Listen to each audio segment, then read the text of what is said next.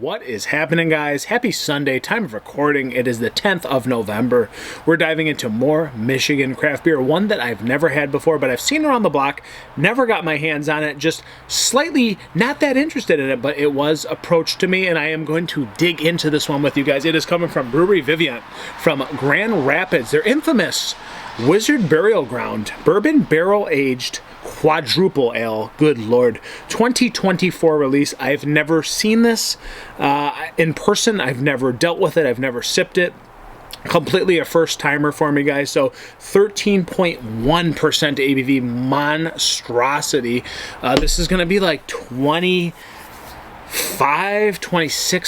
a 4-pack, so it is a very expensive beer. I'm not gonna lie to you. So BBA Quad, brewed once a year, the special quadruple is aged in bourbon barrels. Alcohol content of the quad pulls the bourbon, vanilla, charred oak character from the barrel and melds it all together with the caramel richness already present in the ale. We've been wood aging beer since we opened in 2010. The 2024 vintage of Wizard Burial Ground is yet another stellar version of this legendary beer. So it has the suggested pairing as well.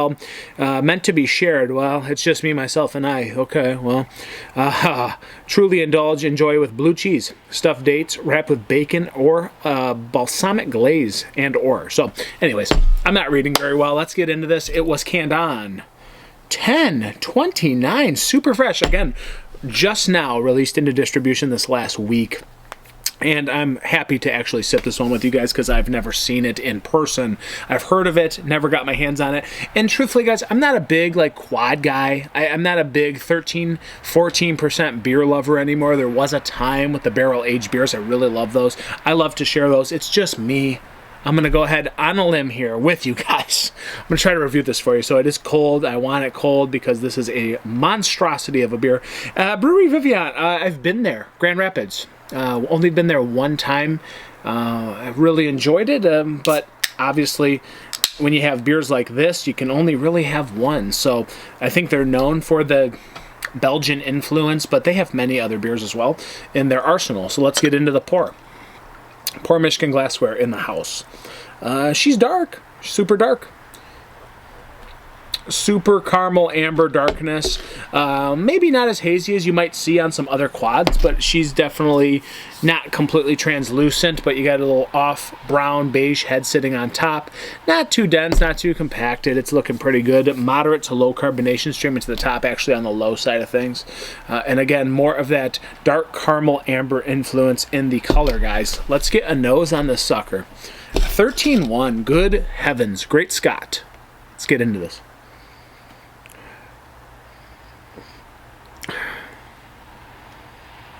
Caramel, vanilla, touch of brown sugar. Lots of vanilla, actually.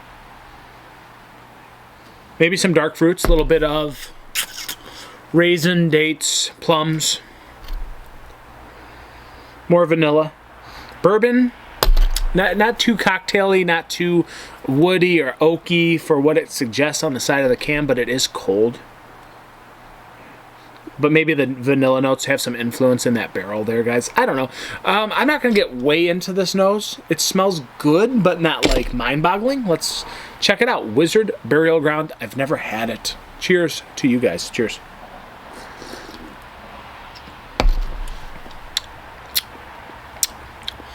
Yeasty, estery.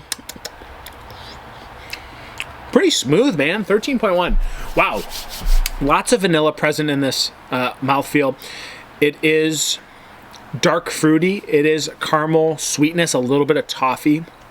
The smoothness is actually nice and rich and light for being 13.1. I'm surprised it doesn't have more influence on my palate for disliking it.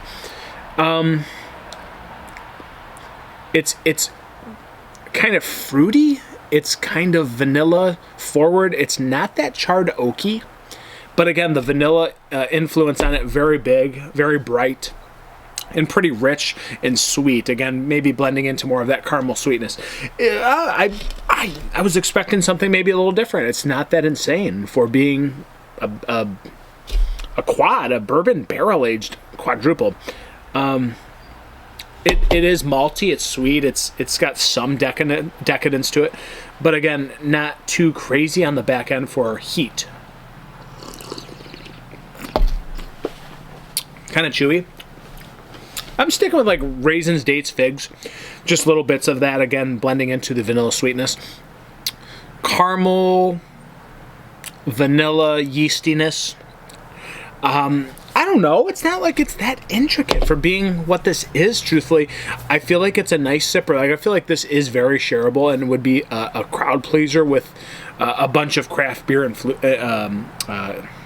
I'm drawing a blank here. Craft beer enthusiasts. Wow.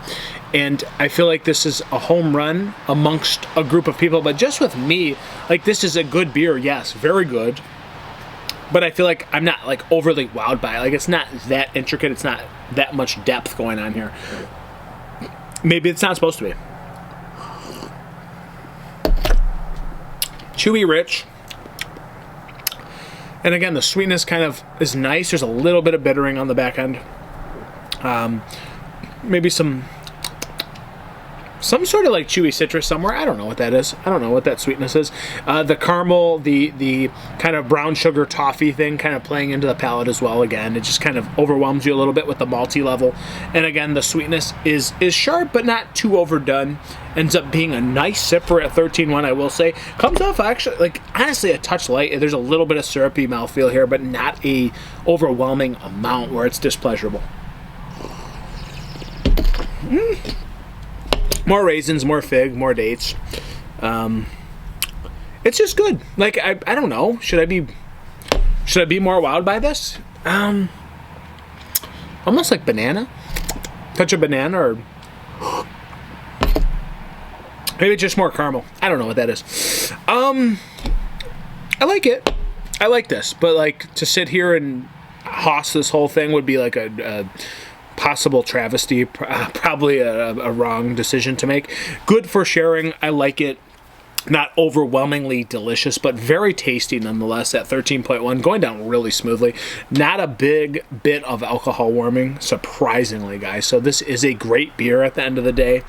It's not my first choice, but it's really good. It is really good at the end of the day. Maybe I'm looking for some more intricacies in this beer, and it's just, I'm not saying it's one-dimensional. It's just, it's not that fun for being a bourbon barrel-aged quadruple.